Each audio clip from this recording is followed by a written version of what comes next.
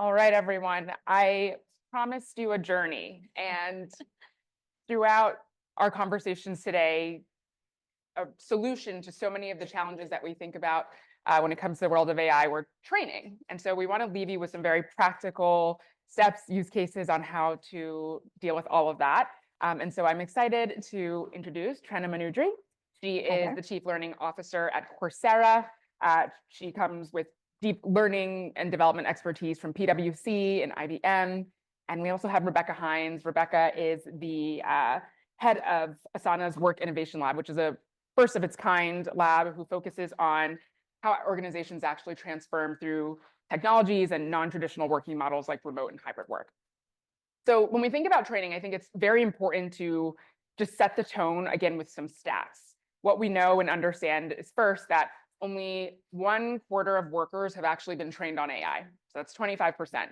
And then when you zoom out a little bit, only 75% of, or not only, all of 75% of workers feel just not confident at all when it comes to using AI. And I think there's another side of the story, despite, I think the original story is sort of like, oh, that what a drag. But I think the other side of the story is opportunity for innovation, opportunity for organizations. The big thing that we're hearing all of 2025 are people saying, it's time to talk about the ROI. And sure, like, yes, let's talk about the ROI. But if we can't talk about what it means to employ people to help you reach that ROI, then what are we actually talking about? So, Rebecca, I'm very excited to kind of just understand from your perspective why this is important. And I'm going to frame it like this. I've heard in my work at Charter, again, I lead the advisory practice. And so sometimes when I talk to leaders, some people, interestingly, will say to me like, well, people are using ChatGPT and things like that all the time. Do we really need to train them? And so how do you see all of this? Like, why do workers even need AI training in the first place? So I think that the stats you started with are great ones. The fact that we see only 20 to 25% of workers trained on AI. What we also know to be true is those workers who have been trained on AI, they fundamentally interact with the technology differently. They're not only more confident in their ability to use the technology, they're also more enthusiastic about it. Yeah. We see pervasive fear, pervasive uncertainty. We've talked about it today in the workplace. That enthusiasm is incredibly important. Moreover, we see those workers, that small minority of workers who have training, say their organization has provided AI training, they're 60% more likely to report productivity gains.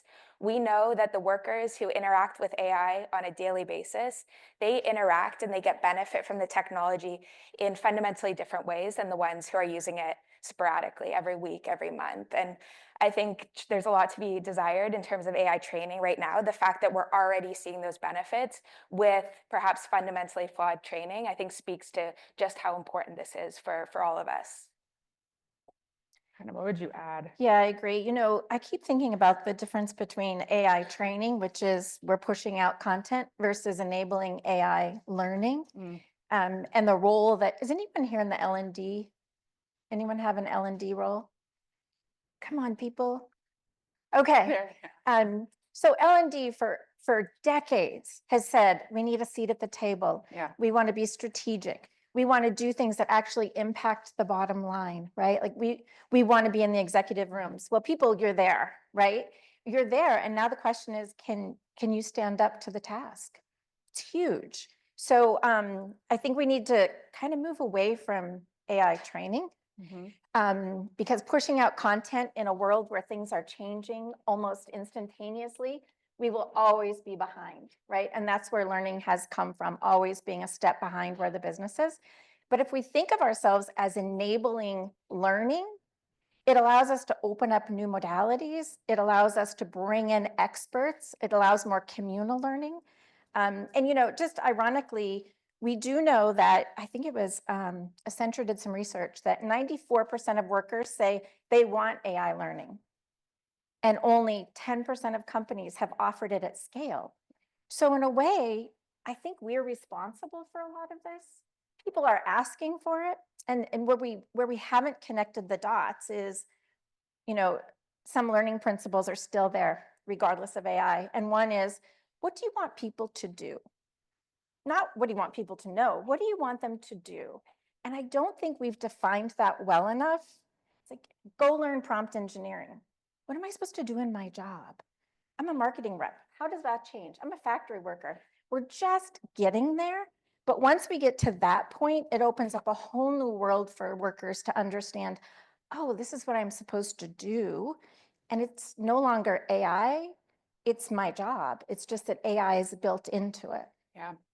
I think what I'm hearing that's really fascinating is that there's an opportunity for a big unlock. And what's challenging about it, I think, is actually that there's a lot of like human ego attached to it. If I said to somebody, you don't know how to do your job, they'd probably have a very negative reaction or response to me. But what you're saying is like, we're not getting down to the details about what are you actually doing? What do I actually want other people to do? What does success look like?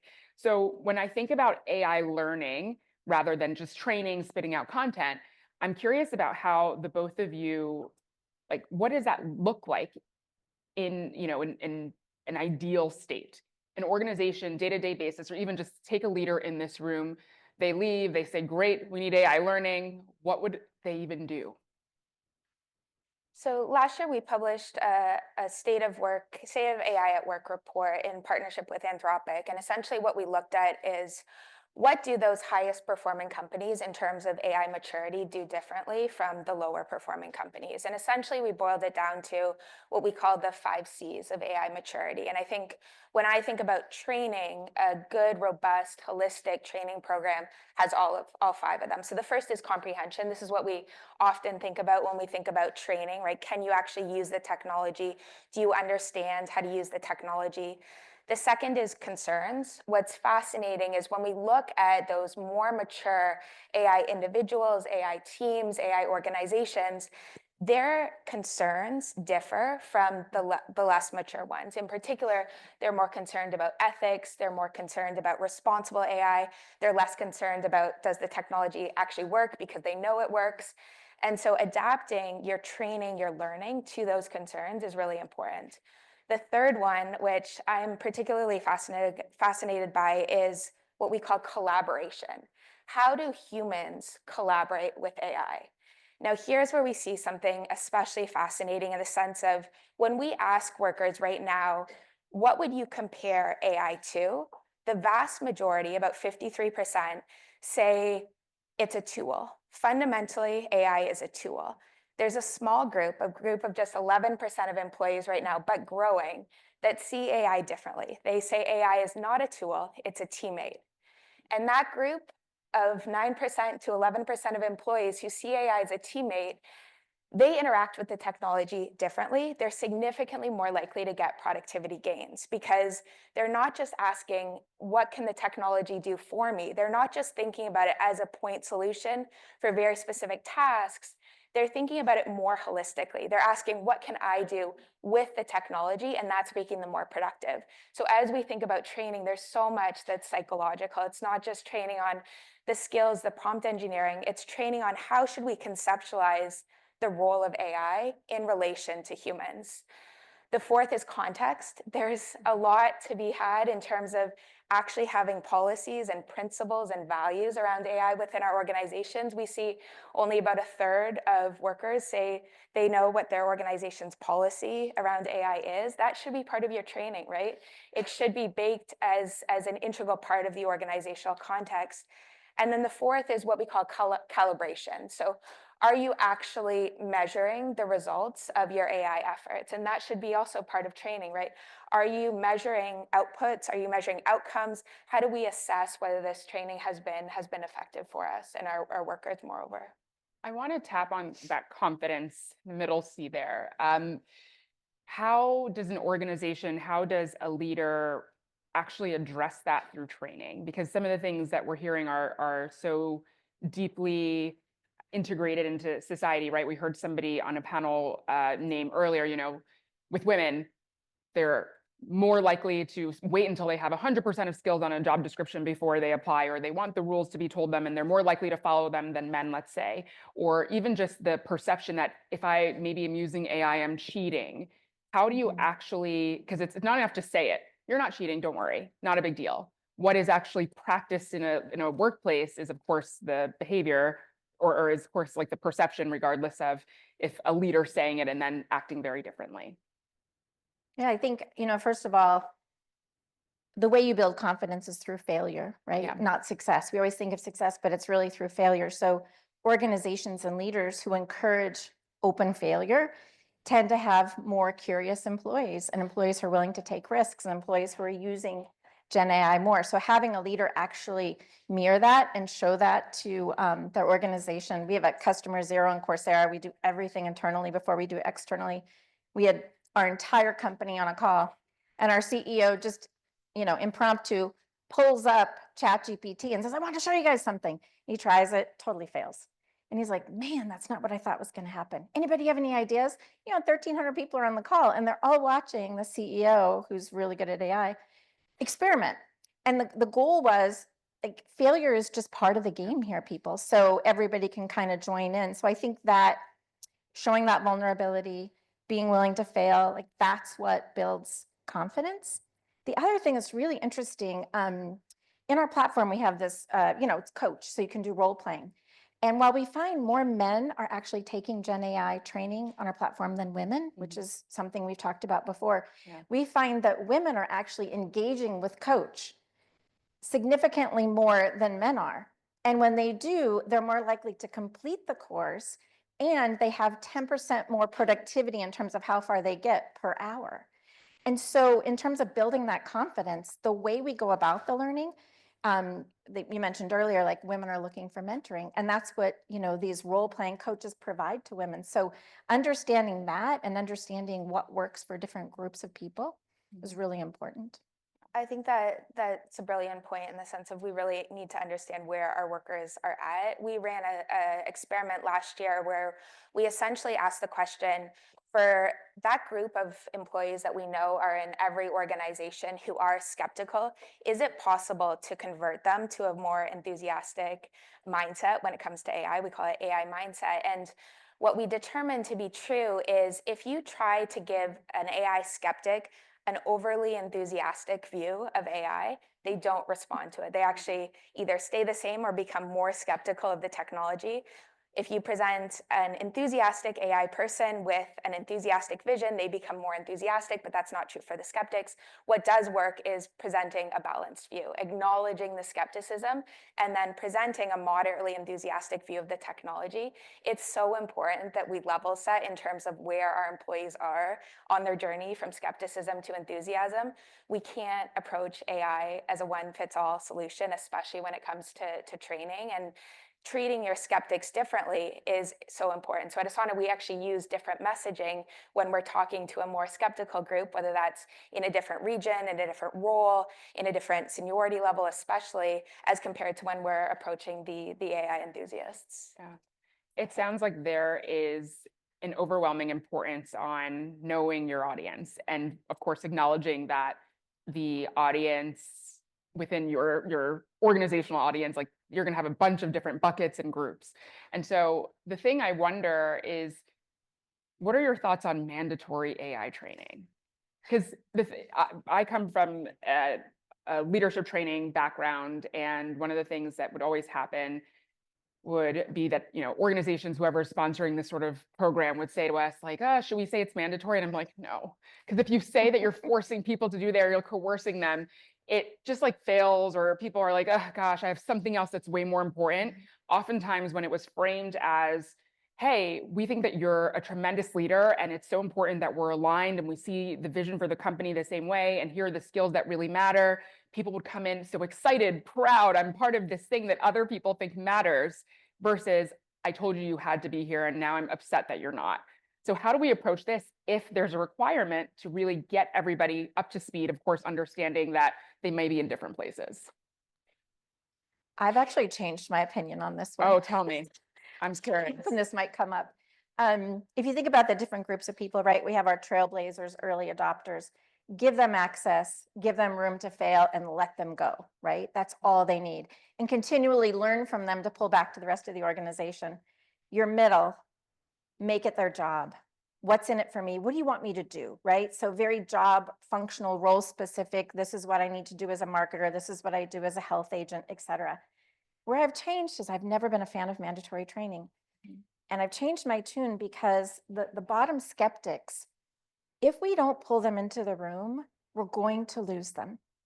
And they're going to be left behind. And I'm worried about that, right? Because when we look at who's going to be left behind, it's, it's women, it's underrepresented groups, it's people who don't have a college degree, it's the groups that we're trying to solve for in the first place. So the way you do the training and the way you make it mandatory, I think, is the key. You have to start, as you mentioned, with addressing, here are all the things we're hearing about that you're saying, actually, some of this is true. You're right. We don't know where this is headed. Some jobs might be lost, like acknowledging it.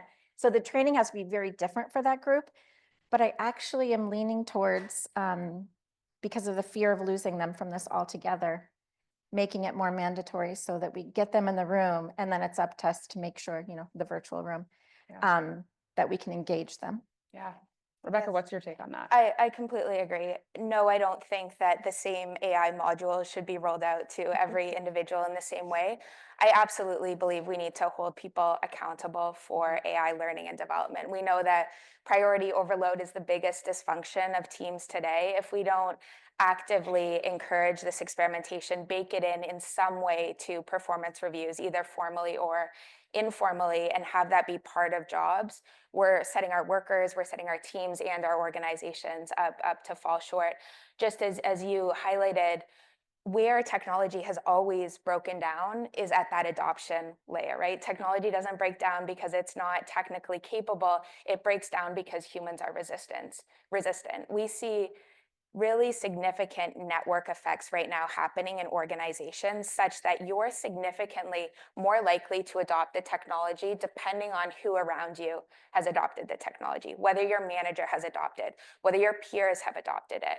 And because of that, if you're in a group of skeptics, regardless of how beneficial the technology is to you and your job function, you're going to be less likely to adopt the technology. And I think we owe it to our workers to encourage this experimentation and have it be pervasive across our organization such that we're unlocking those really significant network effects. Yeah, and it's interesting. It really is a domino effect.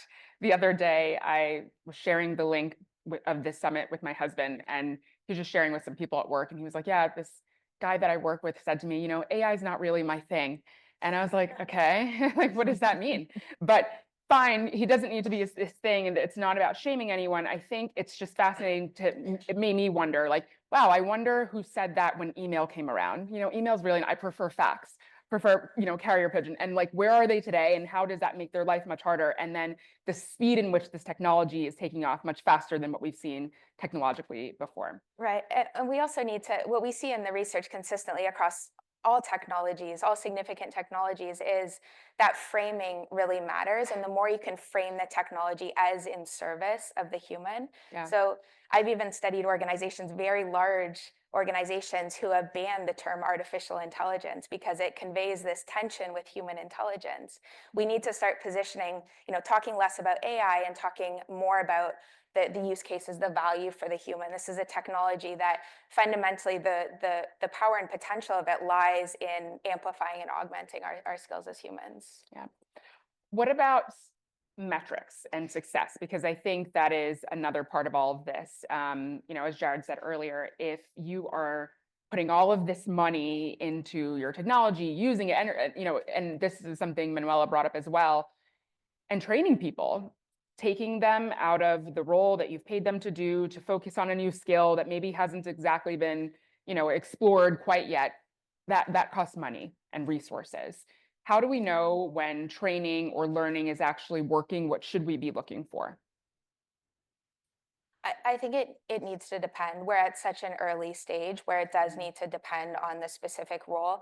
I do think, and Jared mentioned earlier that stat, around 60% of the coordination cost of work, we see something similar, where 53 to 60% of work is spent on busy work. I think that's a great place to start. Can you automate some of that busy work and then track how much value you're getting out of the AI? So Asana is a work management platform. We're able to track this at a really granular level. How much time savings are we getting through automating your work?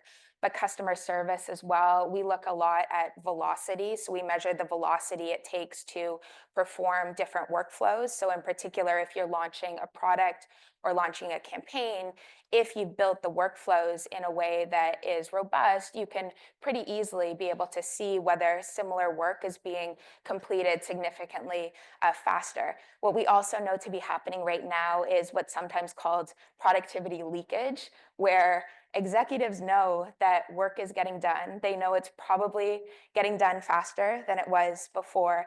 They're not seeing significant changes in the quality of outputs, and they're not sure where that extra time is going. So it's very important that we also understand, where is that value going? Right now, individuals are taking the value for themselves and not putting it back into the organization. And so if we're really short-sighted in terms of just measuring efficiency, just measuring productivity, we're not only going to get a false sense of what's actually happening, but we're going to incentivize the wrong actions. Productivity theater is a massive problem in our workplaces, such that, if we turn our Slack blinker on, if we crowd our calendars with meetings, if we churn out more tasks, we're viewed as more productive and more valuable to the organization. We need to shift to more outcome-driven metrics. And I think there's a real risk of hyper-focusing on efficiency and productivity when we're assessing AI outcomes. Trena, what else would you add? I know you have a history. Yeah, I completely agree. It's this balance between what's the ROI for the employee? Because if we don't continue to focus on that, then we lose people. And then what's the ROI for the company? And so we talked earlier about wellness, right? And work-life balance. Those are benefits for the employee that we need to elevate in our companies. That's an important part of this AI evolution. From a company perspective, at some point we need to get to, we've reached our strategic goals. AI helped us get there. We're not there yet, right? So it's going to be embedded into those top level measures. From an L&D perspective, one thing that is just not important is completions, right? L&D is like, how many courses did we complete? As a chief learning officer, I actually don't care. If you take a little bit of this and a little bit of that, all I want to look at is usage. So, we have a playground in Coursera. Are people using our playground? And then I look at who's not using it. I'm like, And then I go back and look, I haven't had any learning. So we have to get to that point where go get what you need. Don't track completion, but track like usage and growth and opportunity within, the AI sphere. Yeah.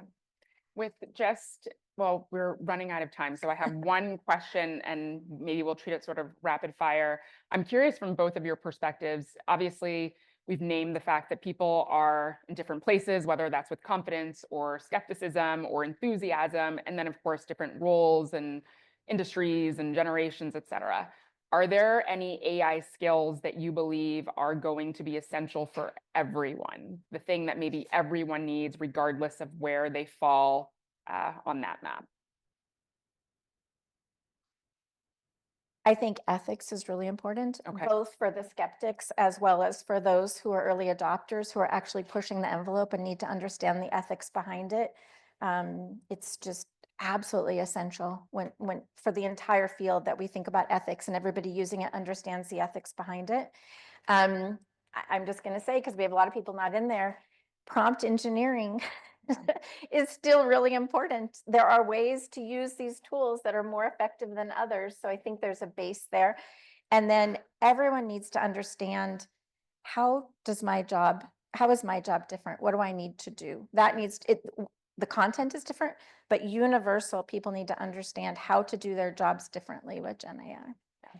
I agree completely. And I think two additional ones that I believe to be important are, one, learning how to learn, right? How do you develop that muscle of continually learning alongside this technology? And then I think the second one that's a little bit, I think, overlooked right now is, it was mentioned earlier today, systems thinking, right? Right now, what we know to be happening is there's so much focus on the individual. What we also know from decades of research is that often leads to what's called the tragedy of the commons, where you can easily imagine a world where a select group of individuals are getting disproportionate benefit from the technology, such that it's coming at the cost of teamwork and collaboration. I think as we roll out this training, regardless of who you are within the organization, the focus needs to be on that team level. Right now, as knowledge workers, we spend 85 to 90% of our time collaborating with other people. 79% of people say that's dysfunctional. The real opportunity here is not at the individual level, it's at the team and organizational level. Thank you. A masterclass. I'm so appreciative of Trena and Rebecca for their time.